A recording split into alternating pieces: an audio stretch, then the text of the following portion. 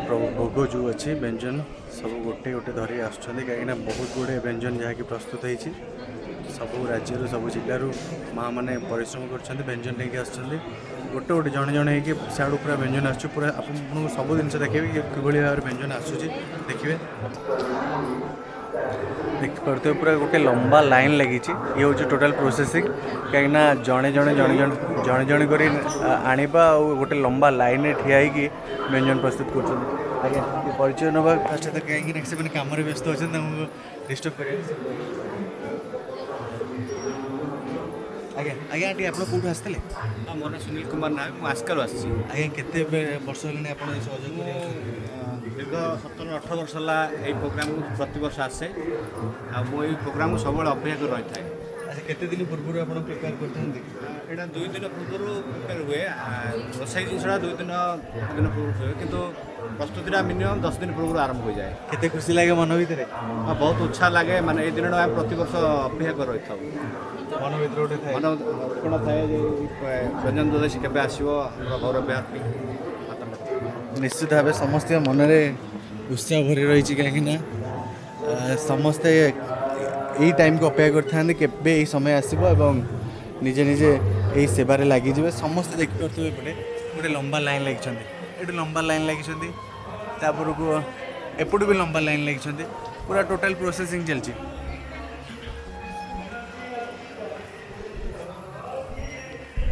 मौसी आप कौट आस रायगढ़ आसते केते वर्ष होगा आसुँच फास्ट केते खुशी लगुच बहुत खुशी लगे ये गोटे सेवा बहुत खुशी लगुच प्रथम थर भी आसुँच मौसी बहुत खुशी अच्छा देखो ये चलती प्रोसेसिंग जड़े जड़े जड़े जड़े जड़े जड़े गोटे गोटे प्रोसेसिंग बाय प्रोसेसिंग चलती एपटे भी आस अच्छा केते वर्ष होगा सेवा कर आपन कौट आसते रायगढ़ आसते यहाँ प्रथम थर हाँ केते खुशी लगुच आपन को बहुत खुशी लगे देखिपे सियाड़ू आसूँ टोटाल प्रसाद सेपटू आस देखिपे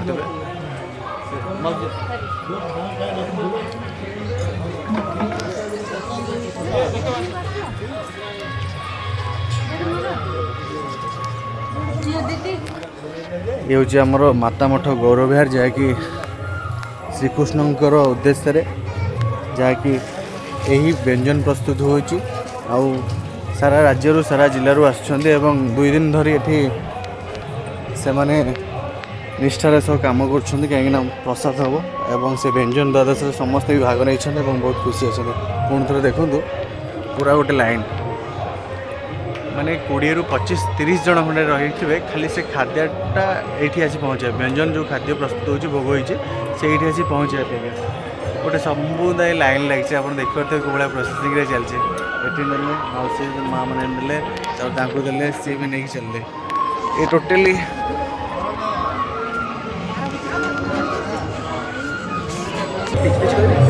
ये समस्ते खाऊँ भाई भी आस भाई आज भाई व्यंजन द्वादश कौन कह देखो ये पवित्र व्यंजन द्वादश आमको टे मन पड़गला द्वापर जुगर कथा कारण द्वापर जुगरे माँ जशोदा नटखट कान्हा जो भाव में माने विभिन्न प्रकार व्यंजन प्रस्तुत करते से ही परंपरा गौरव विहार आश्रम बा माता मठ दीर्घ 30 वर्ष काल से प्रचेषा जारी रखी एवं जो भक्त मैंने आसुँच पाखापाखि चलित थर 875 प्रकार आइटम कर 50 ରୁ ऊर्ध्व प्रकार अन्न खाइबे डाली खाइबे शाग खाइबे बड़ कथा हूँ 315 प्रकार चटणी कराई निहाती भाव में समस्ते ये प्रसाद खाऊँ आप समस्ते प्रसाद अनुभूति निश्चित भाव ये प्रसाद पाइबा समस्ते अपेक्षा कर प्रसाद भी बंटा सर समस्ते प्रसाद सेवन कर